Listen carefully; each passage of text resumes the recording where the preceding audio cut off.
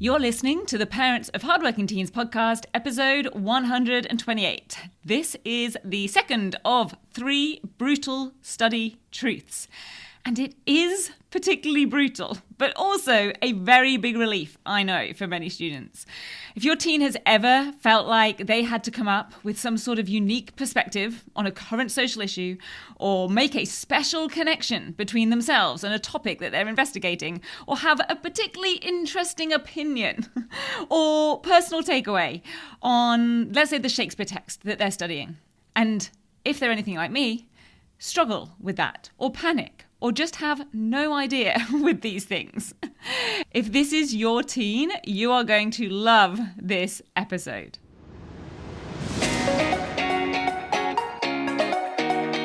I'm Katie Jones, and with over 15 years in education as an award-winning high school teacher, international external examiner, and as a study coach, I've helped thousands of students skyrocket their results and confidence.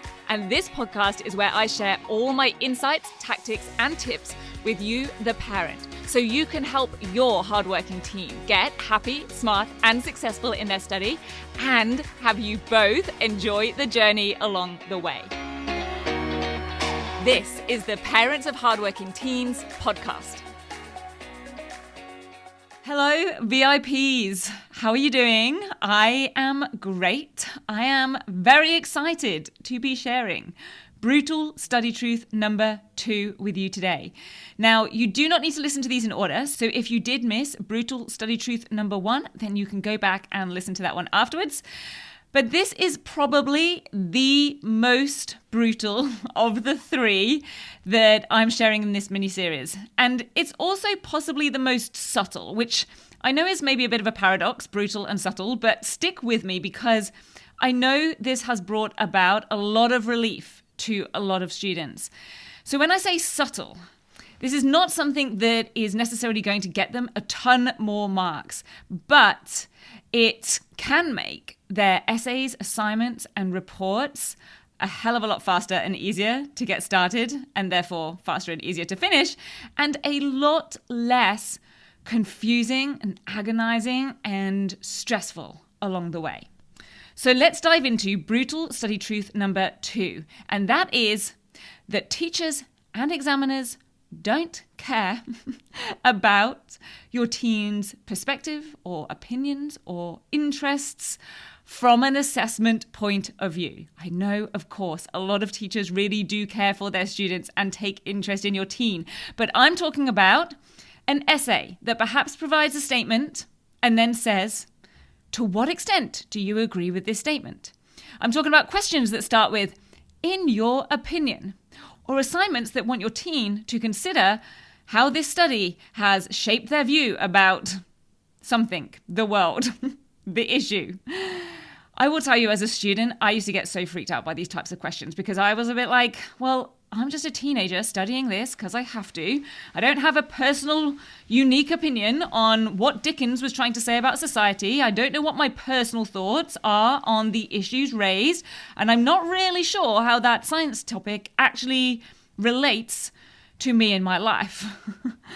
Maybe I get what the topic is about, but whatever it was that we were studying, I didn't have any unique take on it all. And it hadn't necessarily impacted me in any way, apart from maybe testing my ability to complete tasks. I didn't really want to. I will tell you, I hated reading Charles Dickens.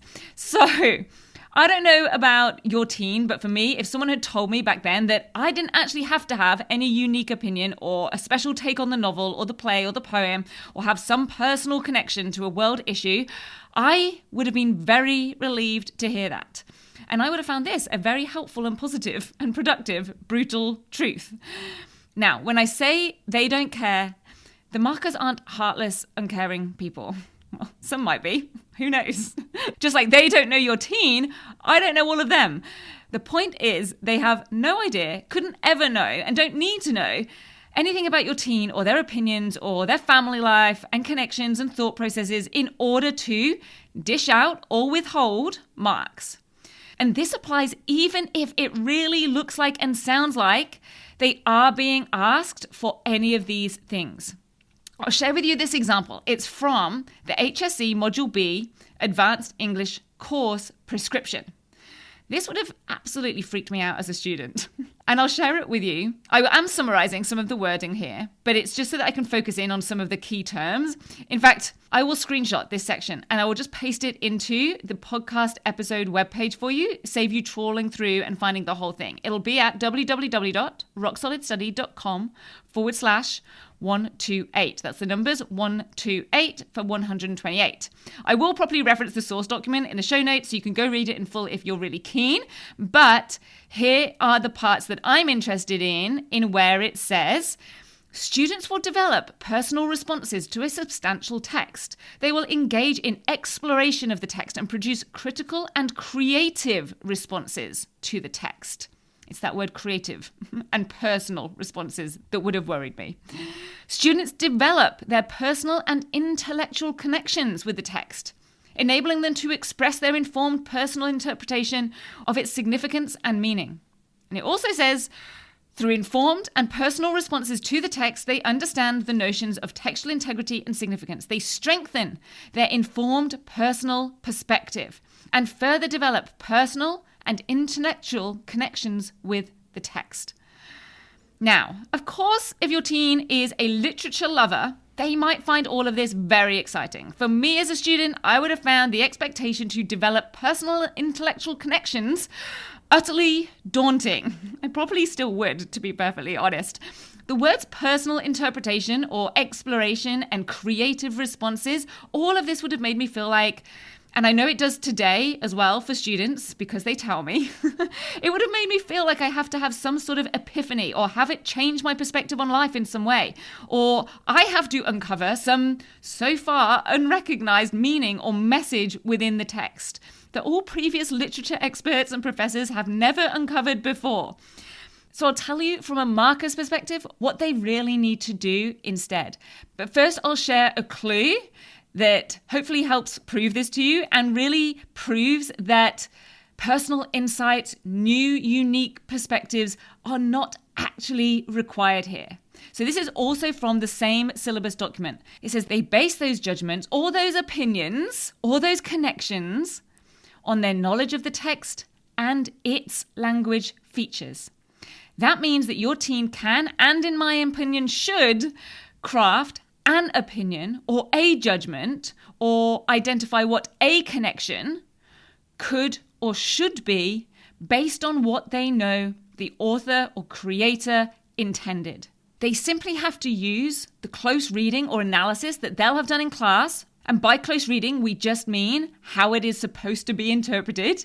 Or if it's an unseen text they have to analyze on the spot in an exam, they do their own systematic close analysis of that text to understand what the audience is supposed to think or feel. What was the intention of the author or creator?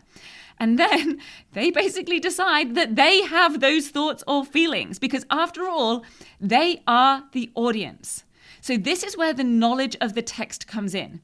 Given the context and background of the writer or artist or playwright or designer or choreographer, whoever it is, whatever it is that they are studying, and the content of the text being studied, what is the key message? What is the creator wanting to get across? What is the theme or purpose of the piece?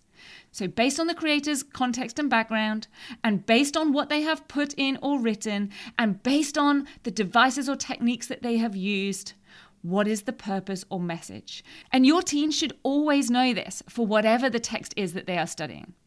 Because the teacher or examiner has no idea what your teen is actually thinking. And brutal truth, they don't care what they've personally taken away from that literary text or how it's impacted their views on life. Not in the context of assessment and mark schemes anyway. And what they want your teen to show they know is what that text or artwork was, why it was made, what the author was trying to say, what the audience is supposed to take away from it. This is what they want your teen to prove. It is what your teen needs to be able to show in their response. Because like I said, your teen is supposed to be the audience. They are the reader. They are the viewer. So if your teen doesn't have to have an actual, real personal opinion or doesn't know whether they agree or disagree with something, here's all they need to do instead. They go with the intended, or what we would call close reading of the text or source or artwork. What would the average person be expected to think or feel about this? What do we know was the point or message that the author or artist or director was trying to get across? It does not need to be a personal or unique take. Now, that means that if your teen doesn't really know what the point or the message or the theme is of whatever text they are studying, then they need to. Because that is the knowledge part of our knowledge plus application equals success equation. Any text that they're going to be studying is going to be related to a theme, and they should also know the context of the text. So if they don't know those things, they absolutely need to prioritize that, as that is going to be part of the content knowledge that they are expected to know and then show through any answer or response. And they need to be able to state this relevant understanding of the text and back it up with evidence. Pick out quotes, pick out literary devices, comment on the structure, and analyze that evidence that backs up and matches the point or opinion. And I've used English as an example here, but your teen could use the artist's message and show how their artist techniques convey it. They could state the choreographer's message and analyze how their choreographic techniques portray it. Because this is what the audience is supposed to get or take away, and therefore it is simply what your teen is supposed to get or take away. They are the audience, and they are not expected to be some high-level critic or have a special, new, unique perspective. And I really hope that that brings some relief to you and your teen. I hope that this makes some of those very high-level, open, or what feel like very intellectual and demanding tasks a little bit less daunting and a little bit more approachable. Now look out next week for Brutal Study Truth number 3, and I will meet you back here then. Take care. Have a great week. See you soon. Bye. If you're ready to have your teen achieve their best possible results with less stress, then I want to invite you to enroll them in the 10-week Grade Transformation Program, where they're going to learn the key concepts, skills, and strategies to catapult their performance in assessments and exams. It's risk-free. They either achieve bigger and better results with a whole lot more confidence in 10 weeks, or we refund you in full. Just head over to www.rocksolidstudy.com/program, and I'll see you there.